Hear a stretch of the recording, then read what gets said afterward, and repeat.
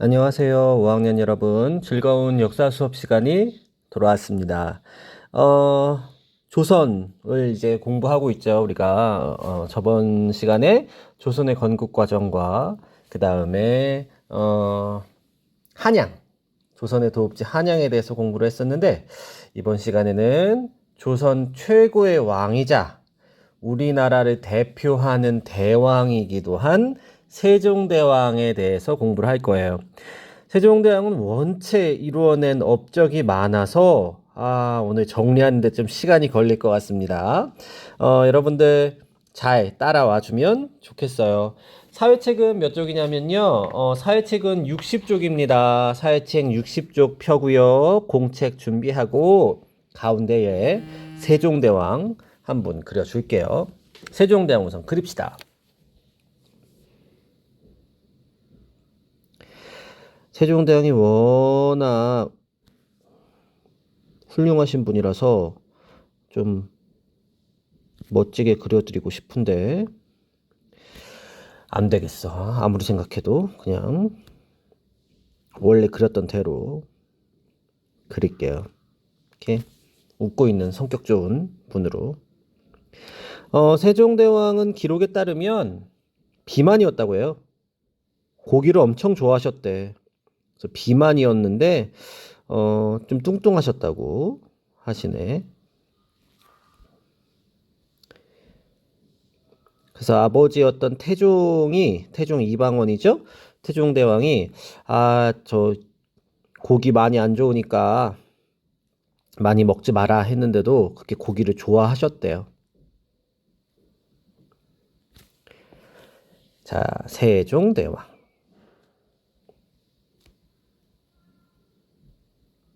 자, 세종대왕은 조선 제4대 왕입니다. 태조 이성계를 시작으로 해서 정종, 태종, 그 다음에 세종으로 이어져요. 자, 이제 본격적으로 세종대왕의 업적을 한번 살펴볼까요? 첫 번째, 세종대왕은 학문을 좋아하는, 공부하기를 좋아하는 분이셨어요. 학문. 그래서 학문적으로 엄청나게 많은 업적을 이루셨는데 가장 큰 업적이라고 한다면 본격적으로 이렇게 공부할 수 있고 연구할 수 있고 정책을 고민할 수 있는 곳을 만들었다는 거죠.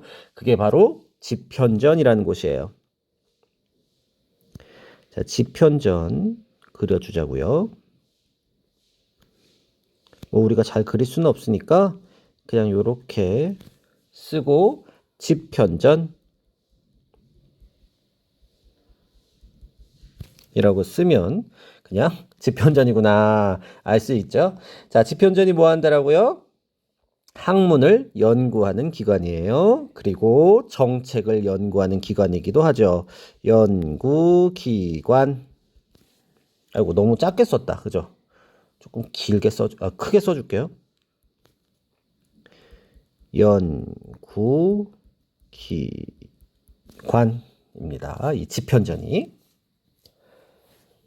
이 집현전에서는 당대 대학자들이 많이 나왔어요. 뭐 정인지라든지 성삼문, 신숙주, 박팽년 이런 사람들이 세종대 그리고 조선 초기의 대학자들, 대유학자들이라고 하는데 이 사람들이 많이 연구를 하면서 조선을 발전을 시켰고 교과서에는 집현전에 대해서 뭐 길게 나와 있진 않지만 이 집현전이 세종대의 가장 중요했던 기관임은 분명하다는 거 여러분들이 알고 있으면 되겠고요.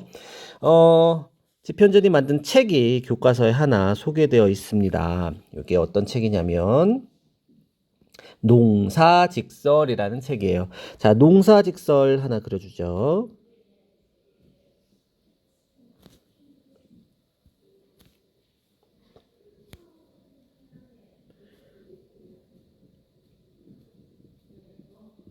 이렇게 책 모양 그려주고요. 여기다가 농사직설 써주면 되겠어요. 자, 농사직설은 무엇이냐? 당시에는 우리나라에 맞는 농사법을 알 수가 없었어요. 항상 중국 거를 받아들였었기 때문에. 근데 세종대왕이 중국 땅과 우리나라 땅은 당연히 다른데 중국 땅의 농사법을 우리나라에 적용하려니까 농사가 잘 안 돼. 그래서 우리나라에 맞는 농사법을 개발해서 보급한 게 농사직설이에요. 정리하자고요. 우리나라에 맞는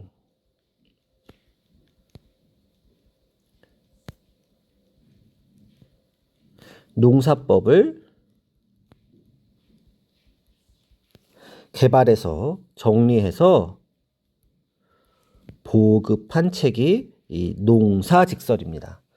당시에 농사가 잘 되는 것은 아주 중요했기 때문에 농민들에게도 그렇고 나라에도 그렇고 세종대왕은 이 농사가 잘 될 수 있도록 많이 신경을 쓰셨어요. 그래서 백성들에게 더 많은 혜택이 돌아갈 수 있고 나라가 더 많이 발전할 수 있도록 고민을 많이 하셨죠. 자, 그리고 세종대왕 하면 빠질 수 없는 게 뭐냐? 과학입니다. 과학. 세종대왕은 이런 말 해도 될지 모르겠지만 과학 덕후였어요. 과학을 너무너무 사랑했고 학문, 그러니까 유교적인 공부뿐만 아니라 실질적으로 나라에 도움을 줄 수 있는 여러 가지 과학 기술들에 정말 많이 신경을 쓰셨어. 이 세종대의 과학자로 가장 유명한 사람이 누굴까요? 여러분들 아마 잘 알고 있을 텐데. 누구죠? 장씨예요. 맞습니다. 장영실이에요. 장영실도 하나 그려주죠.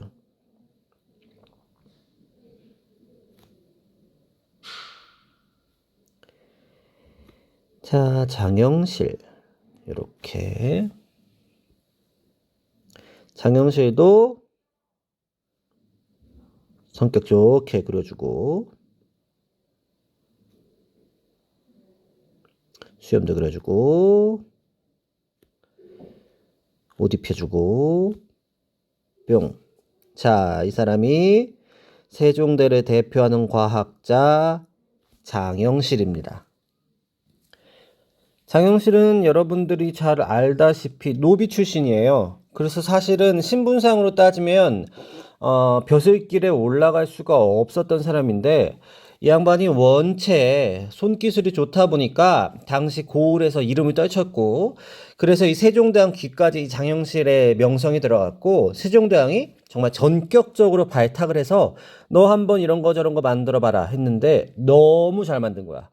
너무 잘 만들어서 오랜 시간 옆에서 아주 많은 과학 물품들, 과학 기술들을 개발을 하고 또 발명을 했는데 안타깝게도 이분이 이제 말년에 세종대왕이 탈 가마를 설계해서 만들었는데 그 가마가 시범 운행하다가 주저앉았어요. 주저앉으면서 가마가 망가졌거든. 그래서 그때 장영실이 탄핵을 받아요. 탄핵을 받아서 곤장을 맞고 내쫓겨지고 그 이후로 장영실의 기록은 사라져요. 그래서 이분이 어떻게 죽었는지가 기록되어 있지 않은데 이분이 남긴 찬란한 문화유산에 비해서 이분의 기록이 많이 남지 않았다는 건 조금 아쉽기도 하죠. 자, 세종대왕과 장영실 그리고 그 당시 신하들이 함께 만들었던 과학 발명품들이 뭐가 있는지 한번 살펴보자고요. 자, 첫 번째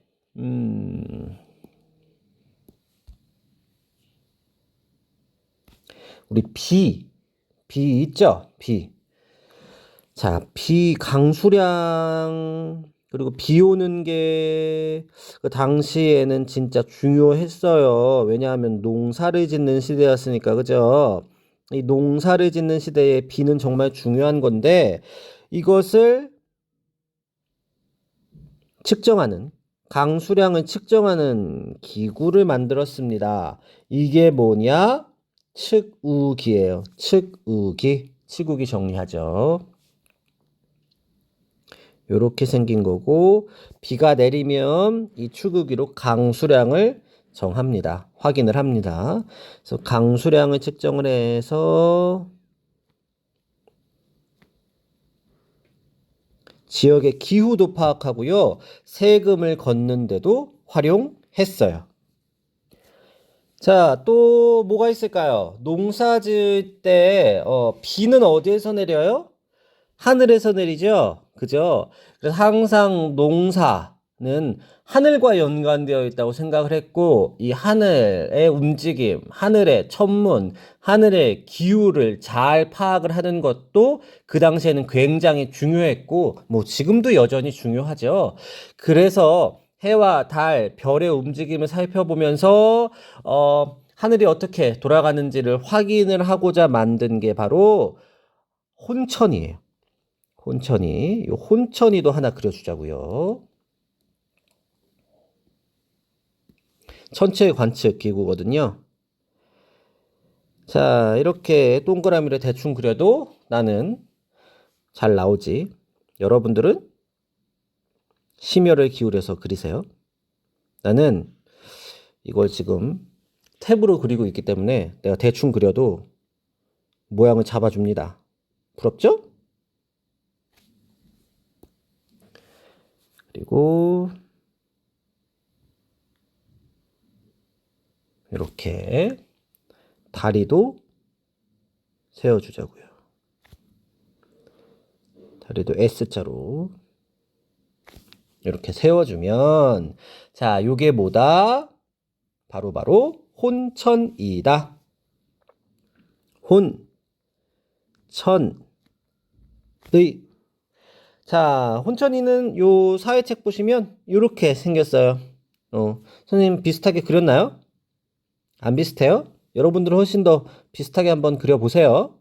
자, 혼천이는 뭐 하는 거라고요? 천체 관측 기구입니다. 천체 관측 기구. 자, 뭘 관측한다고요? 천체. 그래서 하늘, 그 다음에 해, 달, 별 이런 거를 관측해요. 관측해요. 그리고 이 천체 관측을 토대로 해서 뭘 만들었냐면 달력을 만들었어요. 달력. 그 달력이 뭐냐? 칠정산이에요. 칠정산. 자, 칠정산도 하나 그려주죠. 이렇게 해서 달력을 하나 여기다 그리겠습니다.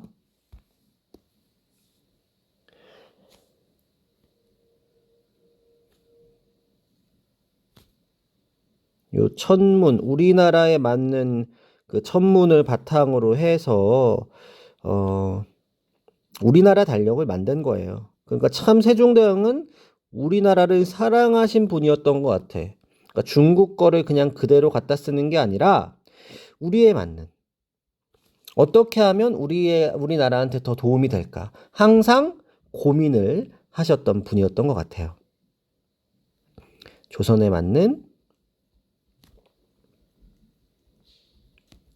달력.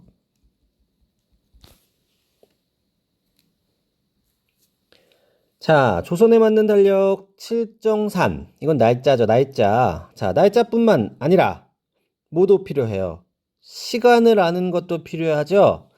그래서 시계도 만들었어요. 정말 못 만드는 게 없으시는 분입니다. 우리 세종대왕님은. 시계는 두 개로 만들었어요. 해시계 하나, 물시계 하나. 자, 해시계 먼저 그려줍시다.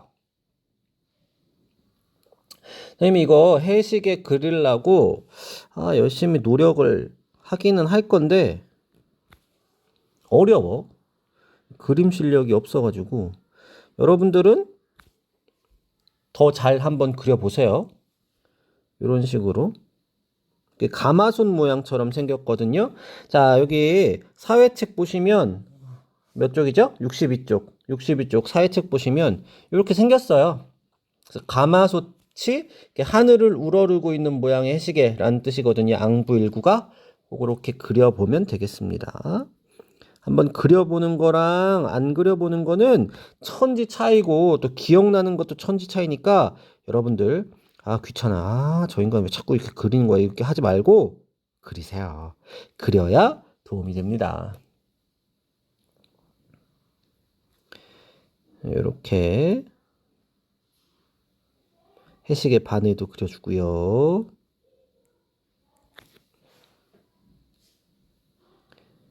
그리고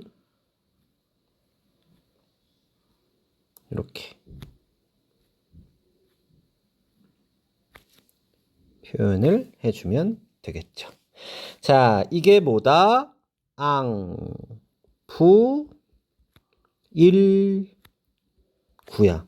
자, 여러분들 엄청 헷갈려 하는 게 나중에 뭐가 헷갈려 하냐면 이게 태양을 활용한 시계라서 양부일구라고 자꾸 하는 친구들이 있어요.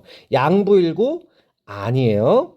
앙이야, 앙, 앙. 알겠죠? 앙, 앙부일구예요. 앙부일구. 자, 앙부일구는 이 해시계라 가지고 이 해가 움직이는 방향에 따라서 그 시간을 알 수 있고요. 그다음에 글을 읽을 줄 모르는 백성들이 그 당시에는 굉장히 많았기 때문에 거기에 시간을 읽을 수 있게 그림을 새겨 넣었고, 그리고 24절기에 따라서 달라지면서 계절에 따른 시간 변화도 고려했어요. 자, 요거를 간단하게 정리해 주죠. 해시계고요. 해시계고요. 그 다음에 백성들이 글을 읽을 줄을 몰랐기 때문에 그림을 새겨서 시간을 읽게 했고요. 그리고 24절기에 따라 계절에 따른 시간 변화도 고려했습니다. 계절에 따른 시간 변화, 이것도 고려했어요. 자, 해시계 다 했으니까 물시계 차례예요. 그죠? 자, 물시계도 하나 그려주자고요. 물시계는 여기 자경로 있죠? 요거 모양 그려보면 되겠습니다. 한번 그려보세요. 이렇게 밥솥, 공깃밥솥 같은 거 하나 그려주고,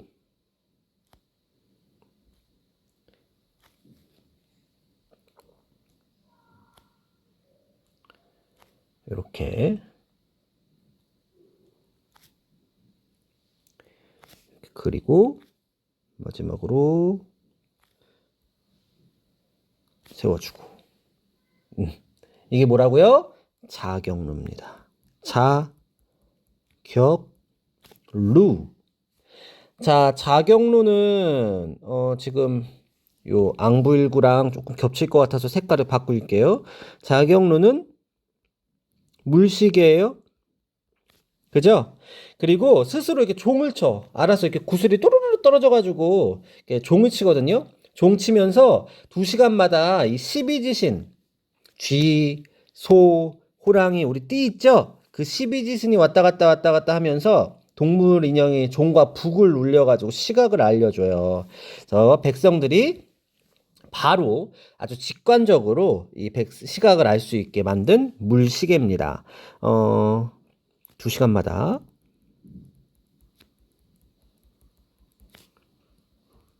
시각을 알려주었죠. 자, 과학까지 또 살펴봤고, 그 다음에 여러 가지 문화로도 발전을 많이 했어요. 이분이 진짜 정말 훌륭하시죠? 천재야. 시대가 낳은 천재. 우리나라를 대표하는 천재. 이분이 바로 그 유명한, 우리가 가장 존경하는 세종대왕이라는 거. 감사한 일이죠. 자, 이분은 음악으로도 아주 조예가 깊었어요. 음악적으로도 조예가 깊었어요. 박연이라는 사람이 있거든요. 세종대왕은 참 사람도 갖다 잘 썼어요. 박연이라는 분이 이 조선 음악의 아버지라고도 불리는데, 세종대왕 때에 많은 우리나라 악기도 개발을 하고 정간보라는 것도 개발을 해서 우리나라 음악에 맞는 악보를 만들어냈어요. 그거는 그냥 간단하게 정리할게요. 박연이라는 사람 여러분들 기억하고요. 그다음에 정간보, 우리나라에 맞는 악보예요. 악보. 그래서 여러분들 단소 또 소금 공부할 때 그 정간보 보고 불거든요. 지금 코로나 때문에 불지는 못하지만 그렇다는 거 알고 있으면 되겠고. 그 다음에 이 문화하면 가장 중요한 게 있습니다. 뭘까요? 잊어버려서는 안 되는 훈, 민, 정, 세종대왕이 아직까지도 우리에게 찬사를 받으면서 사랑을 받는 이유, 훈민정음이 가장 큰 이유죠. 우리 글을 창제했어요. 그 당시에 우리 글을 갖는다는 것은 생각하지도 못할 시기에 우리 글을 만들어냈고, 이 우리 글이라는 게 정말 과학적 원리로 태어났다는 거. 아주 자랑스러운 거고, 이 바탕에는 무엇이 있었냐면 백성들을 사랑하는 애민 정신이 있었다는 것. 그것도 너무너무 감사한 일이죠. 민, 정, 신. 당시 세종대왕은 시각장애인이었어요. 그러니까 거의 한 치 앞을 볼 수 없을 정도로 눈이 안 좋았던 시각장애인이었는데, 곰곰이 생각해 보니까 나는 이렇게 눈이 보이지 않아서 답답한데, 백성들은 눈은 보이나 글을 읽지 못하는 까막눈이니까 얼마나 더 답답할까? 나는 눈이 보이지 않기 때문에 안 보이는구나 생각할 수 있는데, 백성들은 심지어 눈이 보이는데도 글을 읽지 못하고 세상의 이치를 깨닫지 못하니 얼마나 안 됐는가. 이런 마음으로 우리나라 글을 만드셨으니까 정말 정말 존경할 만한 분이죠. 그죠?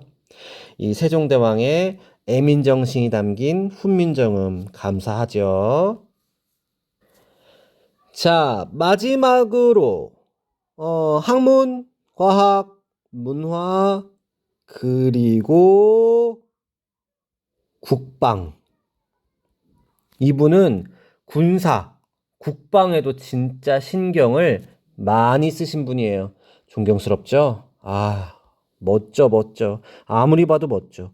자, 한반도지도 하나 그려주자고요. 여러분들이 그리기 힘들어하는 한반도 지도. 자, 여기가 제주도고요. 여기가 일본 쪽에 있는 대마도입니다. 대마도.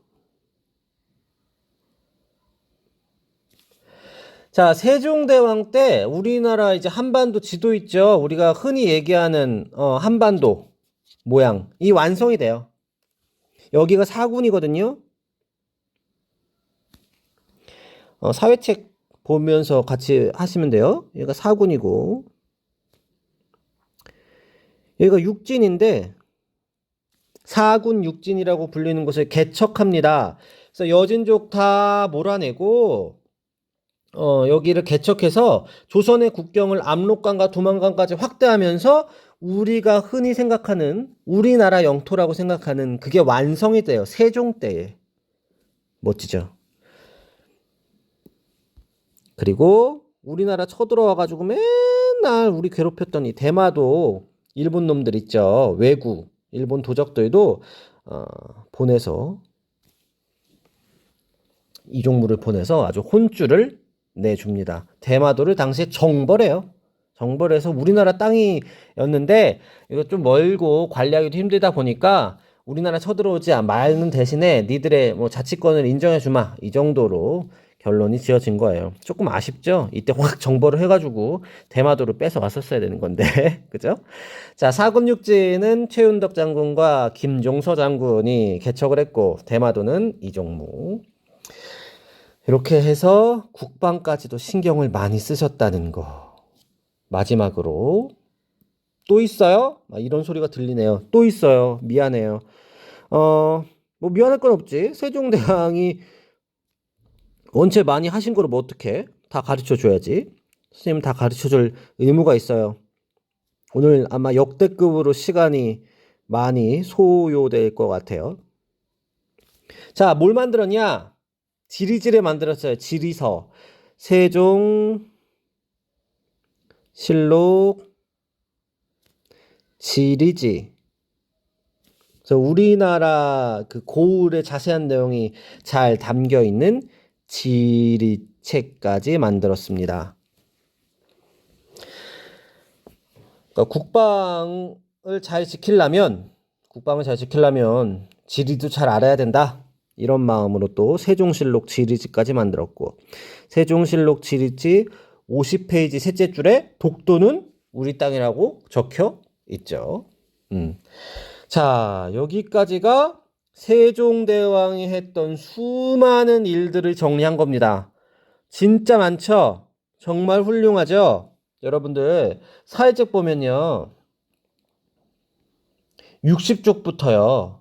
오늘 우리가 공부한 61쪽, 62쪽, 63쪽, 64쪽 역대급으로 잘 정리가 되어 있어요. 여러분들이 마인드맵뿐만 아니라 비주얼 싱킹 마인드맵뿐만 아니라 사회책도 밑줄 한번 쭉쭉 그어가면서 다시 한번 정리해 보세요. 선생님이 밑줄 그어주고 싶은데 할 게 또 있어. 할 게 또 있어서 밑줄은 여러분들이 알아서 긋는 걸로 하고, 자, 마지막 탐구 활동 정리하고 마무리 짓겠습니다. 여러분들의 탄식 소리가 들리네요. 아, 이런 탄식 소리가 들리는데 그만큼 세종대왕이 하신 게 많은 걸 어떡해. 그죠? 여기까지는 해줘야지. 선생님 페이스북에 자꾸 댓글이 잘 달리네요, 오늘. 아, 그죠? 자, 세종이 우리 글을 만든 까닭 뭐예요? 백성들이 글을 몰라서 어려움을 겪었기 때문에 그거를 불쌍히 여겨서 우리 글을 만드셨죠. 그런데 당시에 많은 학자들, 많은 신하들이 좀 반대했어요. 왜냐하면 중국 눈치를 조금 봤어요. 중국 한자를 쓰면 된다, 이런 게 하나 있었고, 또 뭐가 있었냐면 우리나라가 백성들의 억울한 문제가 글자의 문제가 아니다, 관료의 문제다, 뭐 이렇게 주장한 사람들도 있었습니다. 백성들의 문제는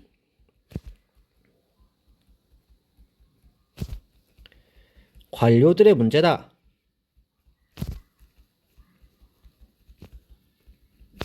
이렇게 주장한 사람들도 있었어요. 하지만 세종대왕은 굴하지 않고 본인의 뜻으로 이 훈민정음을 만들어 냈고요. 훈민정음을 만들고 난 후 조선 사회는 어떻게 바뀌었을까요? 나라에서 백성들에게 알려야 하는 내용을 쉽게 전달할 수 있게 됐고요. 그 다음에 백성들 역시 자신의 생각과 뜻을 쉽게 표현할 수 있게 됐어요. 이게 훈민정음의 가장 큰 가치고, 우리도 지금 아직까지도 한글을 잘 쓰고 있다는 거 항상 세종대왕님께 감사하게 생각하면 되겠어요. 자, 30분이 아직 안 됐습니다. 30분은 넘기지 않았어요. 자, 여러분들 너무너무 고생 많았고요. 다음 시간에 또 재밌는 이야기로 돌아오겠습니다. 오늘 진짜 너무 고생 많았어요. 수고했어요.